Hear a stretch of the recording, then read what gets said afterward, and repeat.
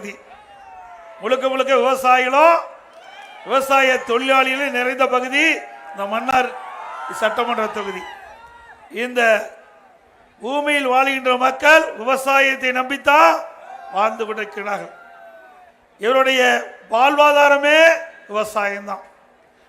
அப்படிப்பட்ட விவசாயத்தை காத்த அரசாங்கம் அதிமுக அரசாங்கம்.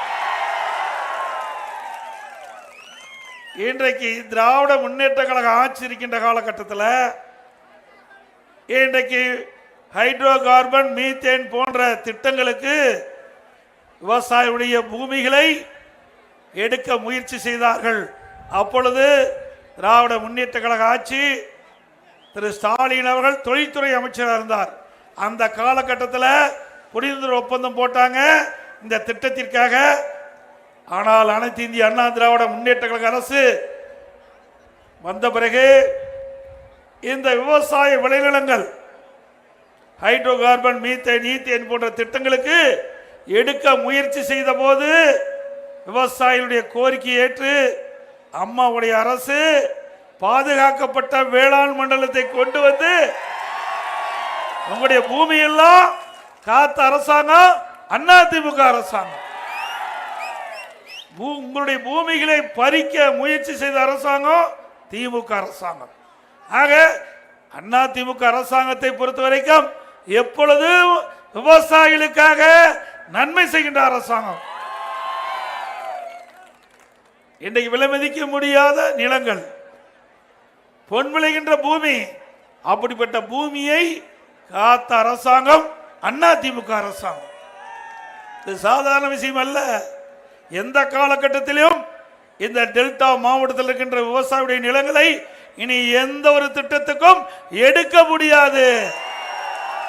உங்களுக்கு சட்ட பாதுகாப்பு கொடுத்திருக்கிறோம் அதிமுக ஆட்சியில்.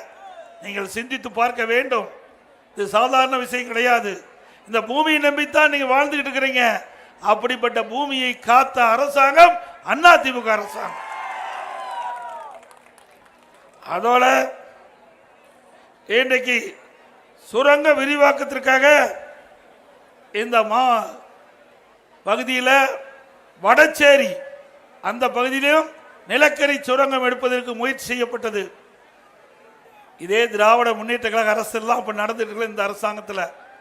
ஆனால் அனைத்து இந்திய அண்ணா திராவிட முன்னேற்ற கழகம் ஏற்கனவே பாதுகாக்கப்பட்ட வேளாண் மண்டலம் சட்டம் கொண்டு வந்த காரணத்தினால் இன்றைய தினம் வடச்சேரி பகுதியில் விவசாயியுடைய நிலம் பாதுகாக்கப்பட்டது. இன்றைய தினம் இந்த விவசாயிகள் முழுக்க முழுக்க நெற்பயிரிடுறாங்க. அதோட பருத்தி சாகுபடி அதிகம். இப்படி இதை நம்பித்தான் இந்த பகுதி மக்கள் இருக்கிறாங்க. இந்த வடச்சேரி பகுதி யாருடைய பகுதின்னு தெரியுமா?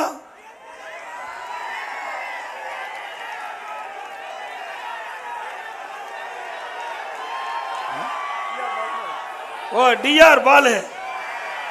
ஏற்கனவே அவர் மத்திய மந்திரியா இருக்கும் போதுதான் திரு அங்க இருக்கிற தஞ்சாவூர்ல இருக்கிற எம்பி பள்ளி மாணிக்கம் அவரும் திரு டிஆர் பாலு தான் பேட்டி கொடுத்தாங்க. அந்த பேட்டி எங்கிட்ட இருக்குது, நான் அந்த அடுத்த தரக்கு வரும்போது போட்டு காட்டுறேன்.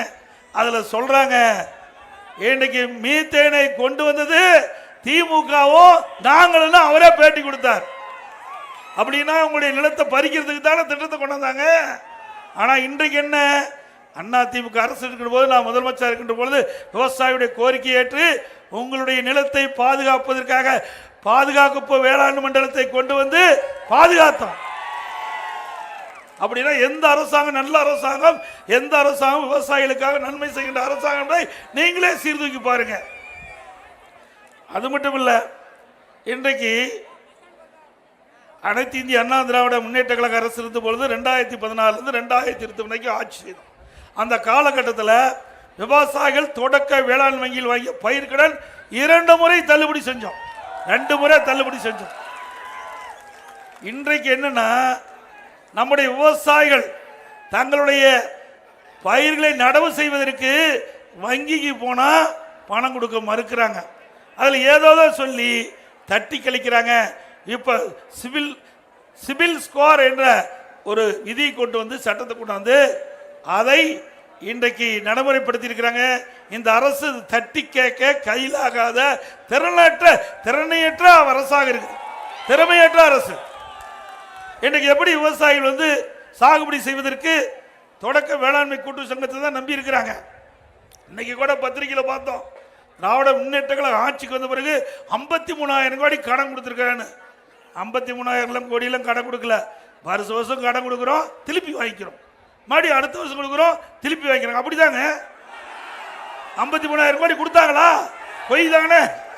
ஆனால் பத்திரிகையில் விளம்பரம் இன்னைக்கு திராவிட முன்னேற்ற கழக அரசும் விவசாயிகளுக்காக தொடக்க வேளாண் வங்கியில் 53,000 கோடி கடன். அப்படியே பச்சை பொய்ய பேசுகின்ற ஒரே அரசாங்கம் திமுக அரசாங்கம். வருஷம் ஒரு 12,000 13,000 கோடி விவசாயிகளுக்கு ஏற்றவாறு, சாகுபடிக்கு ஏற்றவாறு தொடக்க வேளாண்மை கூட்டு வங்கியிலிருந்து விவசாயிகளுக்கு பயிர்க்கடன் கொடுப்பது வழக்கம். அது எல்லா அரசாங்கத்திலையும் அப்படித்தான். ஆனால் அந்த கடனை வாங்கி அடுத்த வருஷம் மீண்டும் திருப்பி கட்டினா தான் புது கடன் கிடைக்கும். அப்படித்தானே நடைமுறை. அதே போல இன்றைக்கு தண்ணி திறந்து விட்டு ஒரு மாசத்துக்கு மேல ஆச்சு, இன்னும் கடபடைக்கு தண்ணி போய் சேரல. இன்றைக்கு விவசாயிகள் ஆலோசனை கூட்டத்தில் எங்கள் இடத்துல நாகப்பட்டினம் மாவட்டம், மயிலாடுதுறை மாவட்டம், இப்படி திருவாரூர் மாவட்டத்தில் விவசாயிகள்லாம் எங்கள் இடத்துல அவள் மனுவாக எழுதி கொடுத்தாங்க.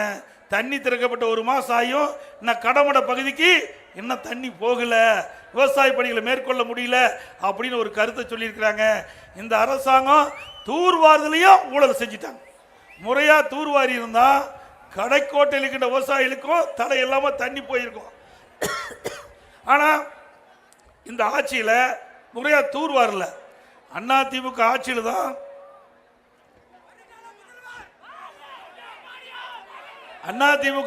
தான் இந்த தூர்வாரின்ற பணி முழுமையாக நாங்கள் செஞ்சோம். இதுக்குன்னு தனி அதிகாரிகளை போட்டு அந்த அதிகாரிகள் ஆங்காங்கே தூர்வாரப்படுகிறதா என்ற புகைப்படத்தை எடுத்து காட்டணும், சும்மாலாம் கிடையாது. அதுக்கு ஒவ்வொரு மாவட்டத்துக்கும் ஒரு செயலாளர் அந்தஸ்துள்ள அதிகாரிகளை IAS அதிகாரி நியமித்து வட மாவட்டத்தில் இருக்கின்ற அங்கே இருக்கின்ற பொறியாளர்கள்லாம் இந்த நம்முடைய டெல்டா மாவட்டத்தில் நியமித்து அவர்கள் சூப்பர்வைசர் பண்ணி முறையாக தூர்வாரி அரசாங்கம் அதிமுக அரசாங்கம். அது மட்டும் இல்லை, இந்த பக்கம் ஏரி குளம் இருக்குது. இன்றைக்கு மழை காலத்தில் பெய்கின்ற நீரை ஏரி குளத்தை குட்டையெல்லாம் தேக்குவதற்கு குடிமராமத்து திட்டத்தை கொண்டு வந்தோம்.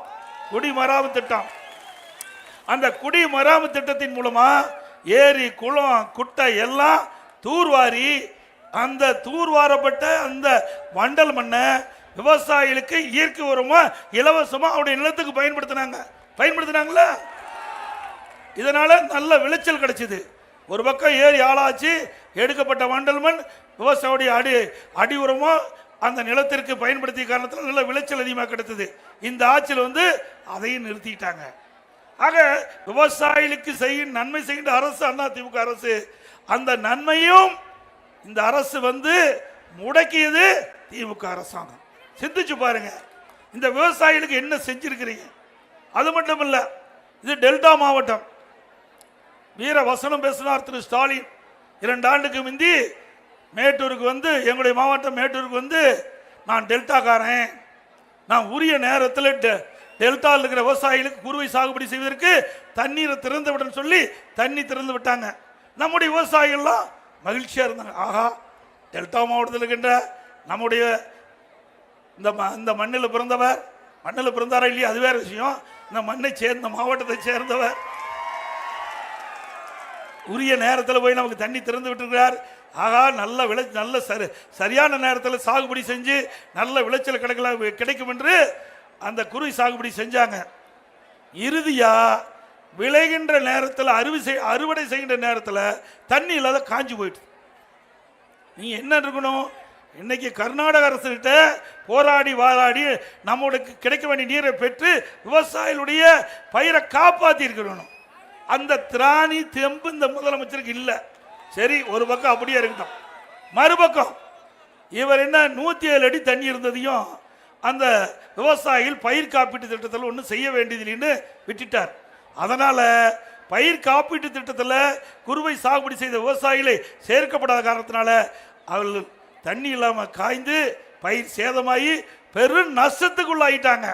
சரி, நஷ்டம் நாள பிறகு இன்றைக்கு பேரிடர் நிவாரணம் இருந்து கொடுப்பாங்கன்னா அதுவும் கொடுக்கல. இப்படிப்பட்ட அரசாங்கம் தேவையா? 3 ஆண்டு காலம் குறுவை சாகுபடி செய்த விவசாயிகளுக்கு அந்த பயிர் காப்பீட்டு திட்டத்தில் இடம்பெற செய்யல.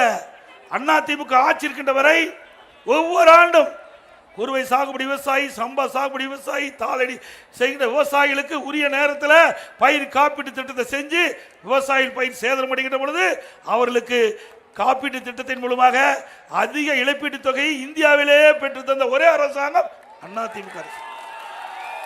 சுமார் 12,000 கோடி இழப்பீட்டு விவசாயிகளுக்கு பெற்று தந்திருக்கிறோம். இந்திய சரித்திரத்திலேயே ஒரு மாநிலம் அதிமுக ஆட்சியில் தான் அதிகமா விவசாயிகளுக்கு பயிர் காப்பீட்டு திட்டத்தின் மூலமாக இழப்பீட்டு தொகையை பெற்று தந்த ஒரே அரசாங்கம் அதிமுக அரசாங்கம். வரலாற்று சாதனைக்கு சொந்த கொண்டாடுது அதிமுக அரசாங்கம். இப்படி ஏதாவது ஒரு திட்டத்தையாவது நீங்க செயல்படுத்திருக்கீங்களா விவசாயிகளுக்கு? அது மட்டும் இல்ல, இன்றைக்கு கஜா புயல், இன்றைக்கு பல்வேறு புயல்கள் வந்தது. அம்மா இருக்கும்போது வந்தது, அம்மா மறைவுக்கு பிறகு வந்தது. அப்படி புயலால் பாதிக்கப்பட்ட அந்த விவசாயிகள் பயிரிட்ட பயிர்கள், அது எந்த பயிராலும் சரி, பருத்தியா இருந்தாலும் சரி, நெல்லா இருந்தாலும் சரி, கரும்பா இருந்தாலும் சரி, ஆக என்ன விவசாயிகள் பயிரிட்டிருக்காங்களோ அந்த பயிருக்கு ஏற்றவாறு நிவாரண தொகையை அனைத்து இந்திய அண்ணா திராவிட முன்னேற்ற கழக அரசு முறையாக கொடுத்தது. நீங்க பாத்தீங்கன்னா ஒரு விவசாயிக்கு 2.5 ஏக்கர் அளவுக்கு தான் அந்த நிவாரண தொகை வழங்க முடியும். ஆனா அனைத்து இந்திய அண்ணா திராவிட முன்னேற்ற கழக ஆட்சியில் விவசாயிகள் எவ்வளவு நிலம் இருந்தாலும் எவ்வளவு சேதமடைந்தாலும் சேதத்தை கணக்கிட்டு ஏக்கர் கணக்கத்தை கணக்கிடாமல் முழு நிவாரண தொகையும் வழங்கிய ஒரே அரசாங்கம் அதிமுக அரசாங்கம். விவசாயிகள் பம்பு செட்டுக்கு மும்மணி மின்சாரம் கொடுத்தோம். எந்த நேரத்தில் போனாலும் விவசாயிகள் மின் மோட்டரை இயக்கி நீர் பாய்ச்சலாம். உங்களுடைய அரசாங்கத்தில் அப்படி இருக்குதா? நான் அங்கே திருவாரூரில் தங்கியிருந்தேன். ரூம்ல அடிக்கடி கரண்ட் போயிட்டே இருக்குது, அடிக்கடி கட் ஆகிட்டே இருக்குது. திமுக ஆட்சி எப்போதெல்லாம் வருமோ அப்பெல்லாம் கரண்ட் கட்டுப்பாடு வரும். அது என்னமோ இயற்கையா இருக்குது. ஏன்னா நிர்வாகத்தை பார்த்தா தானே ஆகும். நிர்வாகத்தை யாரும் பார்க்கறது இல்லையா? இப்படிப்பட்ட அரசாங்கம் தேவையா? அது மட்டுமல்ல, விவசாயிகளுக்கு உரிய நேரத்தில் உரம் கிடைச்சது அதிமுக ஆட்சியில். இப்போ கடந்த 2 ஆண்டுகளா முறையா உரம் கிடைக்கிறது இல்லை. ஆக குறிப்பிட்ட நேரத்தில் குறிப்பிட்ட காலத்தில் பயிர்களுக்கு உரம் இட்டா தான் சரியான விளைச்சல் கிடைக்கும். அதுவும் இந்த ஆட்சியில் சரியா நிர்வாக கோளாறின் காரணமாக சரியா விவசாயிகளுக்கு உரம் கிடைக்கல. பிறகு அந்த விவசாயிகள் அறுவடை செய்து அவர் நெல் மூட்டையில் பிடிச்சி அதை விற்பனைக்கு நேரடி நெல் கொள்முதல் கொண்டு போனால் அங்கேயும் அந்த நெல் கொள்முதல் செய்வதில் காலதாமம்.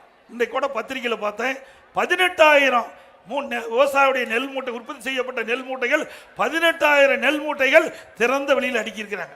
மழை வந்தால் அந்த நெல் மூட்டையில் நனைஞ்சு நெல்மணிகளாம் முளைச்சிடும். விவசாயிகள் பெரும் நஷ்டத்துக்குள்ளாயிருவாங்க. ஆனால் அனைத்து இந்திய அண்ணா திராவிட முன்னேற்ற கழக ஆட்சி இருக்கின்ற பொழுது உங்க மாவட்டத்தை சேர்ந்த அமைச்சர் காமராஜ் அவர்கள் இந்த இலாக்காவுக்கு அமைச்சராக இருந்தார். உடனுக்குடன் விவசாயிகள் உற்பத்தி செய்யப்பட்ட நெல்லை அரசு நேரடி நெல் கொள்முதல் கொண்டு வந்தவுடனே கொள்முதல் செய்து அதற்குண்டான பணத்தை வங்கி கணக்கில் உரிய முறையில் செயல்படுத்திய அரசாங்கம் அதிமுக அரசாங்கம். இன்றைக்கு எல்லாமே தலையில் ஆயிட்டது. இவ்வளவு மோசமான ஆட்சி எங்கேயுமே பார்க்கல. மக்கள் விரோத ஆட்சி, விவசாயிகள் விரோத ஆட்சி திமுக ஆட்சி. விவசாயிகள் என்றாலே திமுகவுக்கு கசக்குது. இன்றைய முதலமைச்சர் ஸ்டாலினுக்கு கசக்குது. என்ன என்றே தெரியல. இன்றைக்கு விவசாயிகள் தான் உணவு உற்பத்தி பண்ணி நாட்டு மக்கள் கொடுக்குறாங்க. எது இருந்தாலும் இல்லாவிட்டாலும் உணவு இல்லாத ஒரு மனிதன் வாழ முடியாது. அந்த உணவை உற்பத்தி செய்யக்கூடியவர்கள் விவசாயி, விவசாயி தொழிலாளி.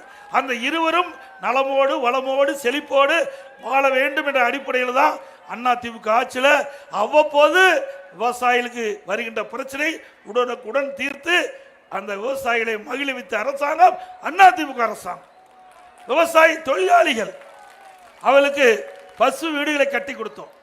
இன்றைக்கு தாழ்த்தப்பட்ட மக்களுக்கும் சரி மற்ற ஏழை மக்களுக்கு பசு வீடுகள் அழகா கட்டி கொடுத்தோம். அது மட்டுமல்ல, விலையில்லா ஆடுகள், விலையில்லா பசு கறவை மாடுகள், விலையில்லா கோழி எல்லாம் கொடுத்து அவருடைய பொருளாதாரத்தை மேம்பாடு அடைய செஞ்சோம்.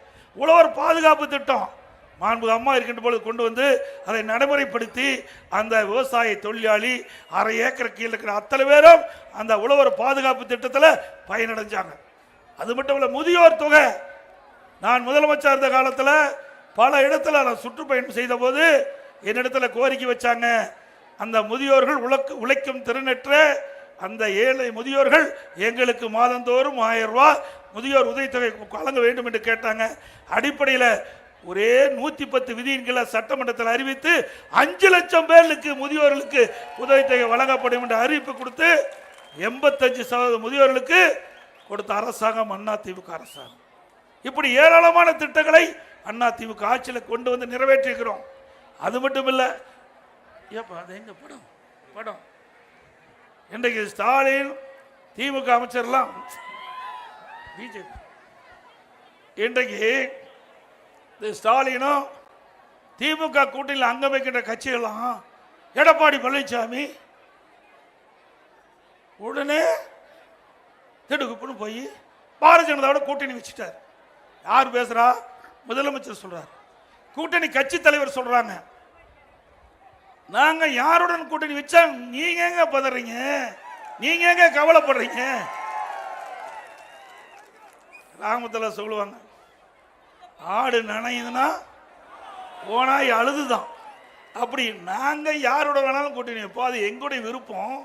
சட்டமன்றத்தில் பேசுறார், நான் எதிர்த்து அமர்ந்திருக்கிறேன். திடீர்னு ஸ்டாலின் சட்டமன்றத்தில் எழுந்தார், என்னை பார்த்து, எதிர்கட்சி தலைவரே நீங்க எப்படி போய் பாரதிய ஜனதாவோட கூட்டணி வைக்கலாம்? நீங்க தான் கூட்டணி இல்லை, ஒட்டும் இல்லை, உறவும் இல்லை, 2030 வரைக்கும் கூட்டணி இல்லைன்னு சொல்லிட்டு திடீர்னு போய் கூட்டணி வச்சுட்டு என்ன? நான் ஒரு நிமிடம் அப்படியே அசந்து போயிட்டான். எதுக்கு முதலமைச்சர் இதை கேட்கிறாரு? அப்புறம் எழுத சொன்ன, இது எங்க கட்சிங்க, மறந்துட்டு பேசாதீங்க, இது அதிமுக எங்க கட்சி, நாங்க யாரோட வேணாலும் கூட்டணி வைப்போம், அது எங்க விருப்பம் அப்படின்னு சொன்ன பிறகு அமர்ந்துகிட்டார். ஆக பாரதிய ஜனதாவோட கூட்டணி வச்சதையுமே திமுகவுக்கு தேர்தல் ஜுரம் வந்துட்டது. இல்லைன்னா எதுக்கு அந்த கருத்தை அவர் கேட்கிறாரு? ஆக நாம பாரதிய ஜனதாவோட கூட்டணி வச்ச பிறகு பல்வேறு விமர்சனம். நீங்க பாத்தீங்கன்னா அதிமுக கூட்டணி வச்சா மதவாத கட்சி, திமுக கூட்டணி வச்சா நல்ல கட்சி. நீங்களே நியாயத்தை சொல்லுங்க. பொதுமக்கள் உங்ககிட்டே கேட்கிறேன், 1999ஆம் ஆண்டு நாடாளுமன்ற தேர்தலில் பாரதிய ஜனதா கட்சியோட திமுக கூட்டணி வச்சுதா இல்லையா? வச்சாங்கல்ல. திமுக கூட்டணி வச்சு வெற்றி பெற்று, திமுக எம்பிக்கள் வெற்றி பெற்று மத்தியில் அமைச்சராக இருந்தாங்க. அப்போ முரசொலி மாறன் அவர்களும் அமைச்சராக இருந்தார், அந்த அமைச்சரவையில் இடம்பெற்றிருந்தார். அப்போ வாஜ்பாய் கவர்மெண்ட் பார்,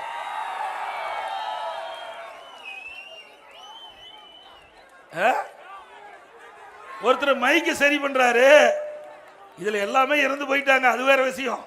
ஆனாலும் 1999ஆம் ஆண்டு மத்தியில் பாரதிய ஜனதா கட்சி ஆட்சிக்கு வந்தபோது, அப்போ அவர் பிரைம் மினிஸ்டர் அமர்ந்துட்டு இருக்கும்போது திரு கருணாநிதி அவர்கள் இதை மைக்கு சரி பண்றாரு, இவர் எதை எடுத்து கொடுக்குறாரு, முரசொலி மாறன் இப்படியெல்லாம் கூட்டணி வச்சுட்டு எங்களை பற்றி விமர்சனம் செய்யறீங்களே, உங்களுக்கு என்ன அருகதை இருக்குது? அது மட்டும் இல்ல, 2001 சட்டமன்ற தேர்தல், அப்பொழுது திராவிட முன்னேற்ற கழகம் பாரதிய ஜனதா கட்சியோட கூட்டணி வச்சிருந்தாங்க. அப்போ பாரதிய ஜனதா கட்சி நல்ல கட்சி, அதிமுக கூட்டணி வச்சா மதவாத கட்சி. பாருங்க, வேற எதையுமே சொல்றதுக்கு வழியே இல்லை. அனைத்து இந்திய அண்ணா திராவிட முன்னேற்ற கழக ஆட்சியை குறை சொல்வதற்கு எல்முனை அளவிலும் அவர்களுக்கு ஆதாரம் இல்லை. ஒரு தூய்மையான ஆட்சி 2011 2021 வரைக்கும் ஒரு சிறப்பான ஆட்சி அதிமுக கொடுத்தது நாட்டு மக்களுக்கு. அம்மா இருக்கின்ற பொழுதும் சிறப்பான ஆட்சி கொடுத்தாங்க, அம்மா மறைவுக்கு பிறகும் அம்மாவுடைய அரசு சிறப்பான ஆட்சி கொடுத்தது. அதனால எங்கள் மீது எந்த குறையும் சொல்வதற்கு திமுகவுக்கு எல்முனை அளவிலும் இடமில்லை. ஆனா ஒன்னே ஒண்ணு, எப்ப பார்த்தாலும் மதவாதம், எத்தனை முறை தான் இதை சொல்லுவேன், கீரல் விழுந்த ரெக்கார்டு மாதிரி எப்போ பார்த்தாலும் இதைத்தான் பேசுறாங்க. ஒரு 10 நாள் ஆன ஒரு மந்திரி மேல ஒரு அறிக்கை, 2 நாளைக்கு முந்தி திரு நேரு சொல்றார், எடப்பாடி பழனிசாமி அப்படி உறவர் வீட்டில் ரெய்டு, அதனால போய் கூட்டணி வச்சுட்டாருன்னு. திரு நேரு அவர்களே, அண்மையில் ஒரு 2 மாசத்துக்கு முந்தி உங்க வீட்டில், உங்க மகன் வீட்டில் வருமான வரித்துறை அமலாக்கத்துறை ரெய்டு நடந்தது, உங்களுடைய தம்பி வீட்டில் ரெய்டு நடந்தது. அதுக்கு என்ன பதில்? கொள்ளையடித்த பணத்தை இன்றைக்கு அமலாக்கத்துறை கண்டுபிடிப்பதற்காக ரெய்டு நடந்தது. எனக்கெல்லாம் மடியில் கனம் இல்லை, வழியில் பயம் இல்லை. திரு ஸ்டாலின் அவர்களே, நீங்க தான் கேஸ் போட்டு பார்த்தீங்க. நெடுஞ்சாலைத்துறையில் ஊழல் கேஸ் போட்டீங்க. நீதிமன்றத்தில் நான் போய் சந்திச்சேன். அப்ப நீதியரசர் சொன்னாரு, கேஸ் போட்டவர் திமுக கட்சி சேர்ந்தவர், திரு ஸ்டாலின் தூண்டுதல போட்டாரு, அவர் வாபஸ் பெறங்கிறாங்க, திரும்ப பெறங்கிறாங்க, நீங்க என்ன சொல்றீங்கன்னு சொன்னாரு. இல்ல, கேஸ நடத்துறேன்னு சொன்னேன். இதே திராவிட முன்னேற்ற கழக அரசு என் மீது ஊழல் குற்றச்சாட்டு சொல்லி நீதிமன்றத்தில் வழக்கு வந்தபோது நான் நேரு கொண்டு என்னுடைய வழக்கை நடத்துவேன் என்று சொல்லி நடத்தி நிரபராதி என்று முன்னிக்கிறேன். உங்களை போல வாய்தா வாங்குற கட்சி நாங்க அல்ல. உங்களை போல அப்பப்போ நீதிமன்றத்துக்கு போய் வாய்தா வாங்கிட்ட நிலை இல்லை. கேஸ நடத்துறேன்னு சொல்லி நடத்தி முடித்து இன்றைக்கு மக்கள் முன் நிரபராதி என்று நிறுத்திட்டு நிற்கிறேன். நீங்களும் அப்படி வா. அதோட திமுக ஆட்சினே ஊழல் ஆட்சி. இந்தியாவிலேயே ஊழலுக்காக கலைக்கப்பட்ட ஒரே அரசாங்கம் திமுக அரசாங்கம். இன்றைக்கு அப்போ அந்த காலத்துல இருந்து இந்த காலத்து வரைக்கும் ஊழல் தான் பண்ணிட்டு இருக்கிறாங்க. திருந்தவே இல்லை. திரு கருணாநிதி இருக்கும் போதும் அரிசி பேர ஊழல், பூச்சி மருந்து ஊழல், வீராண ஊழல், ஊழல் என்று ஊழல் ஊற்றுக்கண்ணே திமுக தான். இவி எங்க மீது குற்றம் சுமத்துறாங்களே, என்ன தகுதி இருக்குது? இன்னைக்கு டாஸ்மாக், இன்றைக்கு மத்திய அமலாக்கத்துறை அவர்கள் அந்த டாஸ்மாக் நிறுவனத்தில் சோதனை செய்த பொழுது 1000 கோடி முறைகேடு நடந்திருப்பதாக பத்திரிகையில் செய்தியெல்லாம் வெளியிட்டு இருக்கிறாங்க. அது யார் மந்திரி உங்களுக்கு தெரியுமா? 10 ரூபாய்னா யாரு? செந்தில் பாலாஜி. 10 ரூபாய்னா கிராமத்திலிருந்து நகரம் வரை தெரியாதவர்களே இல்லை. அப்படி முத்திரை குத்தப்பட்டது. எப்படி ஐஎஸ்ஐ முத்திரை மாதிரி ஒரு மந்திரிக்கு முத்திரை குத்திட்டாங்க. அந்த 10 ரூபா மந்திரி கிட்டத்தட்ட 453 நாள் பத்திரமா இருந்துட்டு வந்திருக்கார். இருக்கிற வேண்டிய இடத்துல பத்திரமா இருந்திருக்கிறார். இன்றைக்கு தமிழ்நாட்டில் இருக்கிற டாஸ்மாக் கடையில் கிட்டத்தட்ட 5000-6000 கடை இருக்குது. அதுல எந்தெந்த பார் அதிகமா சேல்ஸ் ஆகுதோ அந்த பாரெல்லாம் கரூர் கோஷ்டி, கரூர் கம்பெனி அங்க ஏலத்தை எடுத்து அவர்கள் அங்க போய் இந்த பார் நடத்திட்டு இருந்தாங்க. இன்றைக்கு ஒவ்வொரு டாஸ்மாக் கடையிலையும் இன்றைக்கு விற்பனை ஆகுது மது பாட்டல். தமிழ்நாடு முழுவதும் ஒரு நாளைக்கு 1.5 கோடி பாட்டில் விற்பனை ஆகுது. ஒரு பாட்டிலுக்கு 10 ரூபாய்னா ஒரு நாளைக்கு 15 கோடி. ஒரு நாளைக்கு 15 கோடி டாஸ்மாக்ல மட்டும் முறைகேடா செய்ததுல திமுக மேலிடத்துக்கு போகுதுன்னு சொல்றாங்க. 15 கோடி வந்துட்டு இருந்தது. மாசத்துக்கு எவ்வளவு? 450 கோடி. வருஷத்துக்கு 5400 கோடி இந்த 10 ரூபா பாலாஜி கிட்ட இருந்து அந்த மேலிடத்துக்கு போயிருக்குதுன்னு எல்லாம் செய்தி தகவல். அப்படின்னா எத்தனை ஆயிரம் கோடி வந்திருக்கிறோம் கணக்கு போடுங்க. அது மட்டும் இல்ல, பல வழியில கொள்ளையடிச்சிருக்கிறாங்க. அதெல்லாம் அமலாக்கத்துறை தோண்டி துருவி எடுத்துக்கிட்டு இருக்குது. அதெல்லாம் வெட்ட வெளிச்சத்துக்கு வரும். அதன் அடிப்படையில் தான் திமுக அமைச்சரவையில் இருக்கின்ற ஒரு அமைச்சர் திரு பல்வேல் தியாகராஜன் இந்த 2 வருஷத்துக்கு முந்தி ஆடியோவில் ஒரு செய்தி வெளியிட்டார். எல்லாத்துக்கும் வலைதளம் எல்லாம் வந்திருக்கும், உங்களுக்கு எல்லாத்துக்கும் தெரியும் தான் நினைக்கிறேன். இருந்தாலும் இந்த நேரத்தில் சொல்லுவது பொருத்தமா இருக்குன்னு நினைக்கிறேன்.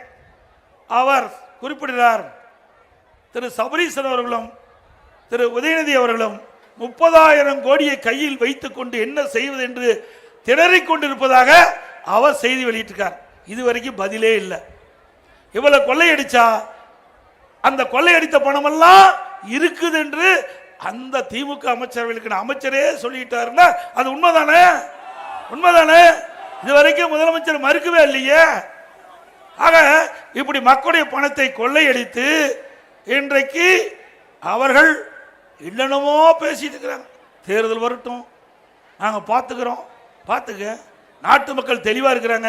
10 ரூபாய்னா யாருன்னு தெளிவா சொல்ற அளவுக்கு நாட்டு மக்கள் இருக்கும்போது அவ்வளவு விவரம் தெரியாத மக்கள் அந்த மக்கள் நீங்க எப்படியெல்லாம் ஊழல் செய்து முறைகேடு செய்து சம்பாரிச்சீங்களோ அந்த பணத்தை எல்லாம் அண்ணா திமுக ஆட்சி மலர்ந்தவுடன் அதற்கு உரிய நடவடிக்கை எடுக்கப்படும். அதோட அண்ணா திமுக ஆட்சியில் கொண்டு வரப்பட்ட திட்டம் தாலிக்கு தங்க திட்டம் கைவிட்டுட்டாங்க. இன்னைக்கு ஒரு பவுன் 70,000 ரூபாய்க்கு விற்குது. ஒரு பவுன் 70,000 தான் நினைக்கிறேன். 27,000 50,000 திருமண உதவி திட்டம் நிறுத்திட்டாங்கல்ல. மீண்டும் அம்மாவுடைய ஆட்சி மலர்ந்தவுடன் இந்த திட்டம் தொடங்கப்படும். 100 நாள் வேலை திட்டம், 100 நாள் வேலை திட்டம். அதுல பெண்களுக்கு அதிகமா வேலை வாய்ப்பு கிடைச்சது. திராவிட முன்னேற்ற கழக தேர்தல் அறிக்கையில் திமுக வெற்றி பெற்று ஆட்சி அமைத்த உடனே அந்த 100 நாள் வேலை திட்டத்தை 150 நாளா உயர்த்துன்னு சொன்னாங்க. அது இல்லாத 100 நாள் வேலை திட்டத்தில் பணிபுரிகின்ற அந்த ஊழியருக்கு சம்பளம் உயர்த்தினாங்களா?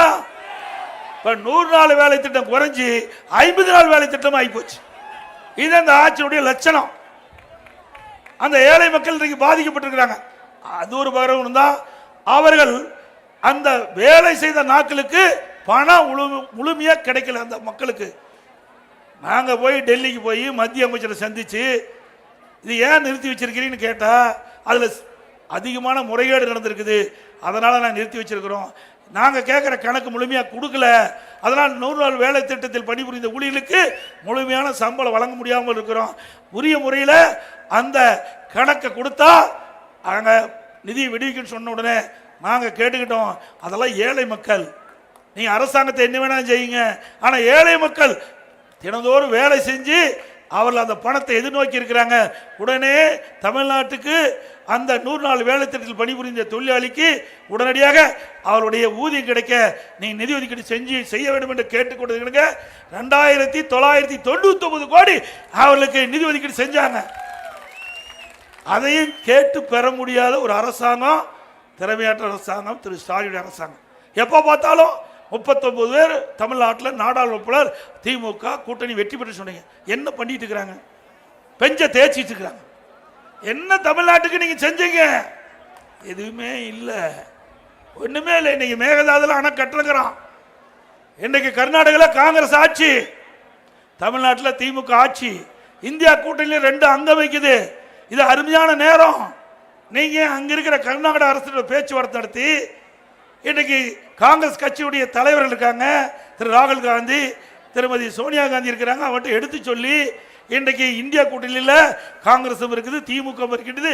இந்த நல்ல சூழ்நிலையில் மேகதாதுல அணை கட்டக்கூடாது, ராசிமனையில் வேணா கட்டுங்க, இல்லை தமிழ்நாட்டு எல்லைக்குள்ள கட்டுங்க அப்படின்னு ஒரு முடிவு செஞ்சு இந்த தமிழ்நாட்டு மக்களுக்கு கிடைக்க வேண்டிய பங்குநீர் முழுமையாக கிடைக்க செய்யுங்க. நாங்களும் சேர்த்து பாராட்டுறோங்கள. அதெல்லாம் கிடையாது.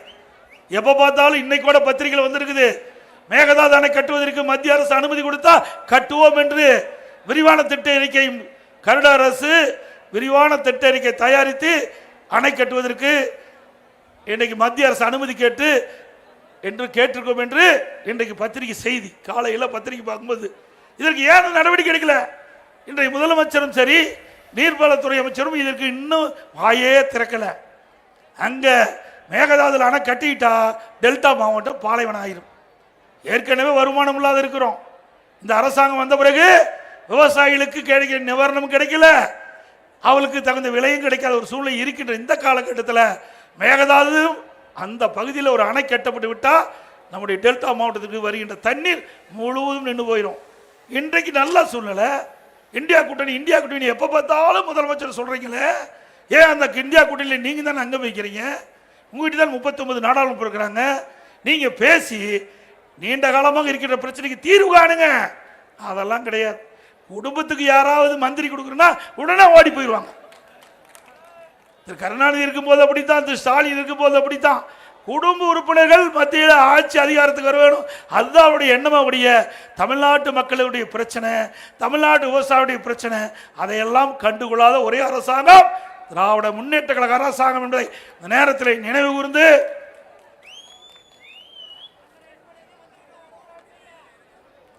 இன்றைக்கு ஓர் அணியில் தமிழ்நாடு, இத்தனைக்கு வெவ்வேறு அணியில் இருந்துதான் ஓர் அணியில் தமிழ்நாடு கண்டுபிடிச்சிருக்காங்க. பேர் வைக்கிறதுல நம்முடைய தமிழ்நாடு முதலமைச்சர் வல்லவர், பேர் வைப்பதிலே வல்லவர், செயல்பாட்டிலே ஒன்றும் கிடையாது. எது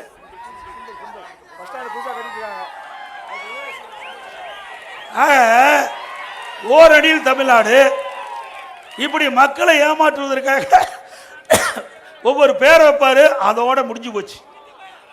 நீங்க ஒரு திட்டத்தை அறிவிப்பார் பாருங்க, திட்டத்தை அறிவிப்பார், அதுக்கு ஒரு குழு போடுவார், குழு போட்டா அதோட முடிஞ்சு போச்சு. இது வரைக்கும் 52 குழு போட்டிருக்கார். திராவிட முன்னேற்ற கழகம் ஆட்சிக்கு வந்து திரு ஸ்டாலின் முதலமைச்சர் பொறுப்பேற்ற பிறகு 52 குழு போட்டிருக்கு. அந்த குழுவுடைய வெள்ளை அறிக்கை கேட்டால் இது வரைக்கும் இல்லை. அப்படியே ஃபோட்டோ ஷூட் போடுவார், நீட்டாக வருவார், தொலைக்காட்சி காமிப்பாங்க, நம்ம தொலைக்காட்சி நண்பர்கள்லாம் அழகாக படம் பிடிப்பாங்க. அடுத்த நாள் செய்தி வரும், அவளோட முடிஞ்சு போச்சு. அவருடைய பணி அன்றைய தினம் முடிஞ்சு போச்சு.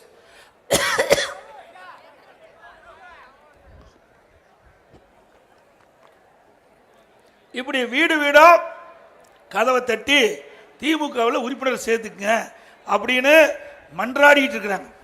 இன்னைக்கு தமிழ்நாட்டில் மக்களுடைய செல்வாக்கு இழந்துட்டாங்க.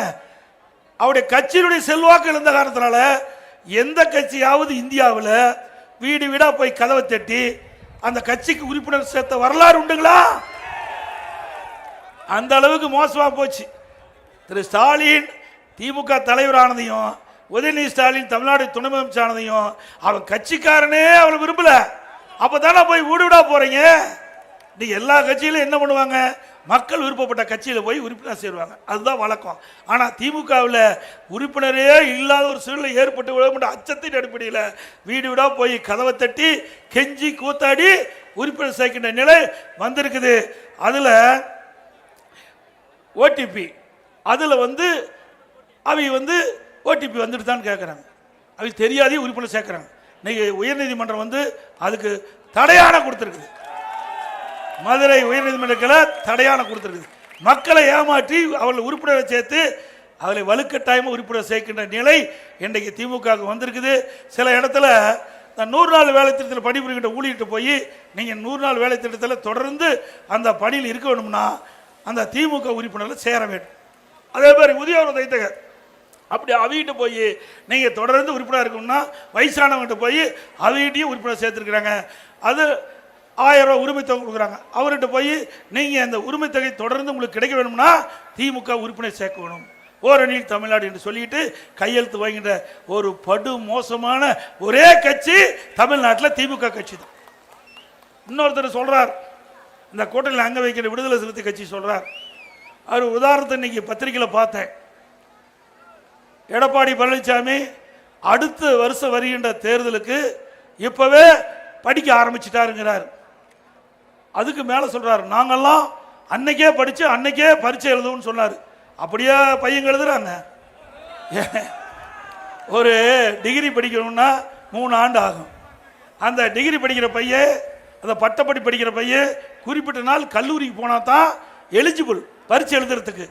அங்க இருக்கிற பல்கலைக்கழகம் அனுமதிக்கும். அது கூட தெரியாது இப்படி பேசுறாரு.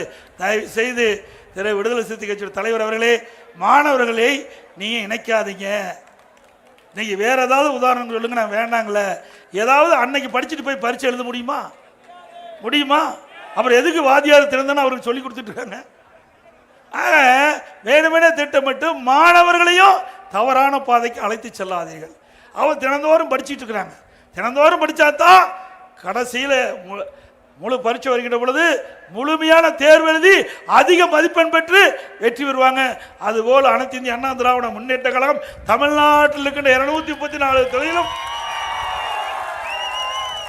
இன்றைக்கு எழுச்சி பயணம், சூறாவளி எழுச்சி பயணம் மேற்கொண்டு மக்களை சந்தித்து மக்களுடைய குறைகளை கேட்டு அறிந்து அதை அண்ணா திமுக ஆட்சி மலர்ந்தவுடன் நிறைவேற்றப்படும். திருமாவளவன் அவர்களே, மக்களை சந்திப்பது தவறா? மக்களை சந்திப்பது தவறா? அது அப்படித்தான் அவர் சொல்றாரு. நான் போய் ஊர் ஊரா போய் மக்களை சந்திச்சுட்டு இருக்கிறேன். இவரு ஒரே இடத்துல இருந்து ஒரே நாள்ல பரீட்சை எழுதி பாஸ் பண்றாரு. எப்படி இப்படிப்பட்ட கட்சியெல்லாம் கூட்டணியில் அங்கமைக்கு திமுகவில் இவரெல்லாம் ஓட்டு போட்டு தேர்ந்தெடுத்தா மக்களுக்கு நன்மை செய்வாங்களா? மக்களை பார்க்க கூடாது என்று சொல்லுகின்ற ஒரே கட்சி விடுதலை சிறுத்தை கட்சி தான். ஏன் அவர் என்ன சொல்லியிருக்கிறார்? பரவாயில்ல, எடப்பாடி பழனிசாமி ஊர் ஊரா போய் மக்களை சந்திக்கிறாரு, மக்களுடைய பிரச்சனை பார்க்கிறாரு அப்படின்னு சொல்லியிருந்தா வரவேற்கலாம். ஆனா நான் தமிழ்நாடு முழுவதும் எழுச்சி சுற்றுப்பயணத்தை மேற்கொள்கின்ற பொழுது வேண்டுமென்றே திட்டமிட்டு ஒரு தவறான அறிக்கை வெளியிடுறீங்களே, இதுல என்ன நியாயம்? மக்களை பார்ப்பதுக்கு தானே கட்சி வச்சிருக்கிறோம். ஒரு ஆட்சி வந்தா மக்களுடைய பிரச்சனை எப்படி தெரிஞ்சுக்கிறது? அந்தந்த ஏரியாவுக்கு போனா தான், அந்தந்த தொகுதிக்கு போனா தான் அந்த தொகுதி மக்களுடைய பிரச்சனையை அறிஞ்சு ஆட்சிக்கு வந்த பிறகு அதற்கு ஏற்றவாறு அந்த தொகுதி மக்களுடைய பிரச்சனை தீர்க்க முடியும். தயவு செய்து தெரிஞ்சுக்கிட்டாவது பேசுங்க.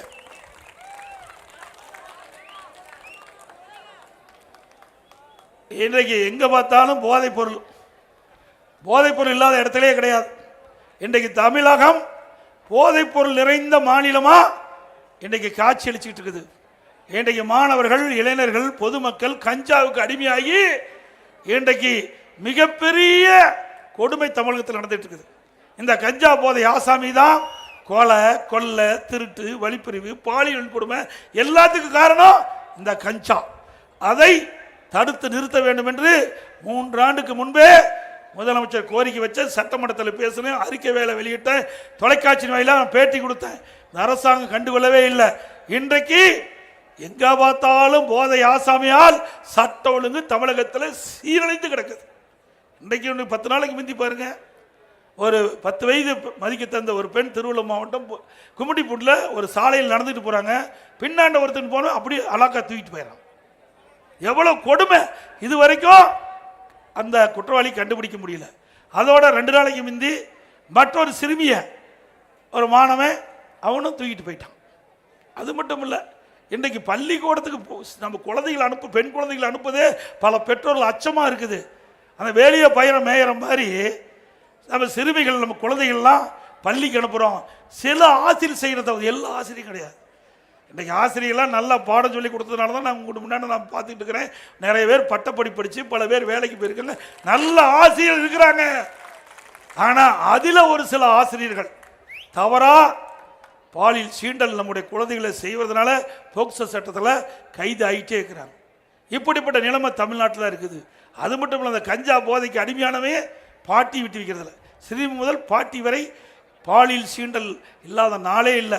தொலைக்காட்சி திறந்தாலும் சரி, பத்திரிகை திறந்தாலும் சரி, இதுதான் செய்தியாக வந்து கொண்டிருக்கின்றது. தமிழகத்தில் சட்ட ஒழுங்கு அடியோடு சீரழிந்து விட்டது என்பதை நேரத்தில் சுட்டிக்காட்ட விரும்புகின்றேன். அது மட்டுமல்ல, இன்னைக்கு மணல் கொள்ளை தாராளமாக நடந்துகிட்டு இருக்குது. அரசாங்கம் அதுக்கு உதவி செய்வதா என்று எனக்கு தகவல் கிடைத்துக்கிட்டு.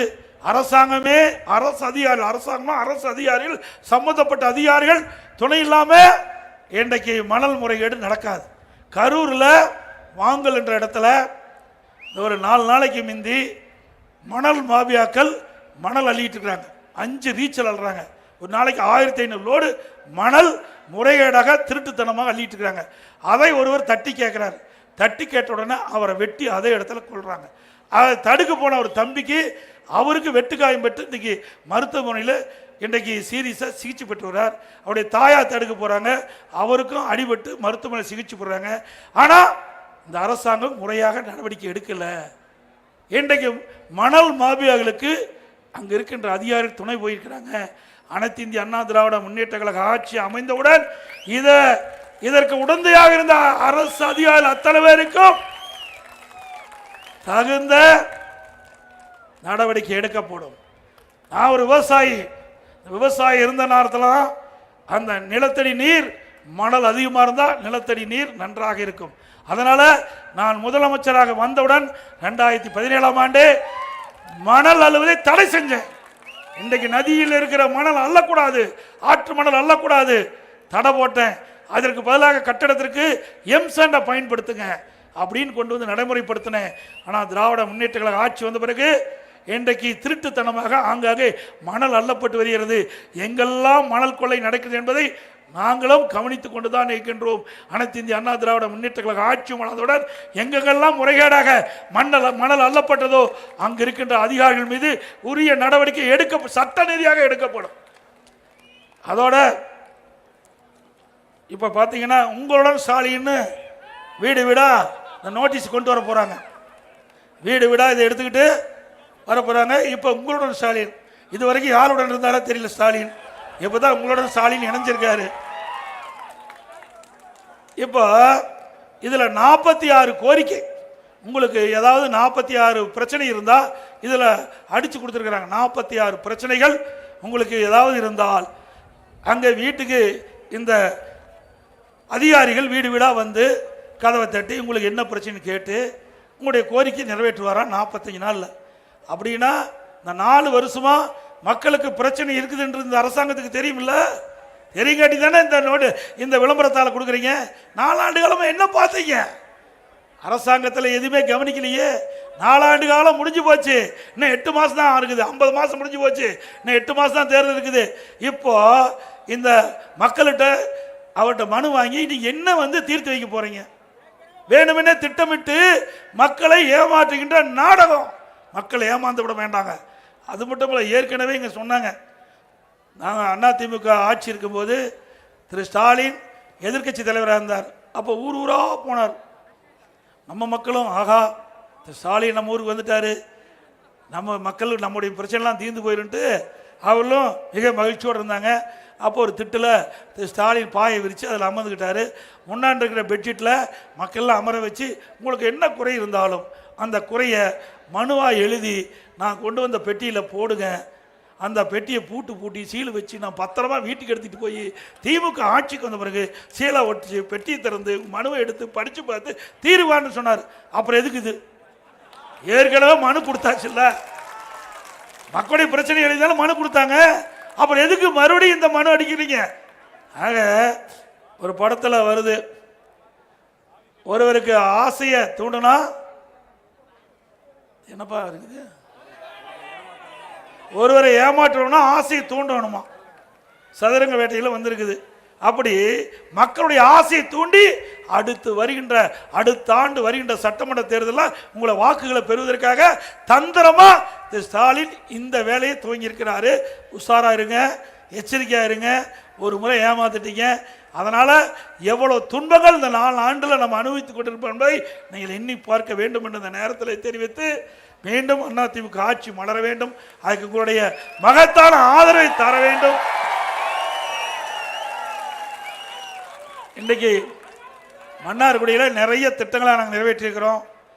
இன்றைக்கு பார்த்தீங்கன்னா மன்னார்குடி ராஜகோபாலசாமி அரசு கலைக்கல்லூரிக்கு 10 கோடி மதிப்பில் வகுப்பறை கட்டியிருக்கிறோம். இப்படி பல திட்டங்கள் நிறைய செஞ்சுருக்கிறோம். பாலங்கள் கொடுத்துருக்கிறோம், நல்ல சாலைகள் செஞ்சு கொடுத்துருக்கிறோம். அதே அதிமுக அரசு தான் மக்களுடைய அரசு, மக்களுடைய பிரச்சனையை தீர்க்கக்கூடிய ஒரே அரசாங்கம் அதிமுக அரசு. ஆகவே 2026ஆம் ஆண்டு நடைபெறுகின்ற சட்டமன்ற பொதுத் தேர்தலில் அனைத்து இந்திய அண்ணா திராவிட முன்னேற்ற கழக வேட்பாளருக்கு 2 லட்சத்திலே வாக்களித்து வெற்றி பெற செய்யும்.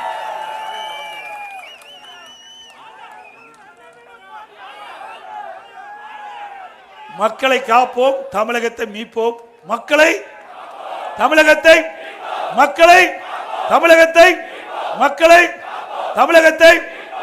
அது மட்டும் இல்ல, இன்றைய தினம் நான் வரும்போது எனக்கு கிடைத்த செய்தி, திமுக தலைவர் முதலமைச்சர் திரு ஸ்டாலின் அவர்கள் திடீரென்று உடல்நிலை சரியில்லாமல் மருத்துவமனையில் சேர்க்கப்பட்டு சிகிச்சை பெற்று வருகிறார். அவர் பூர்ண குணமடைய வேண்டும் என்று என் சார்பாக உங்கள் சார்பாக பிரார்த்தனை செய்கின்றேன். நன்றி, வணக்கம்.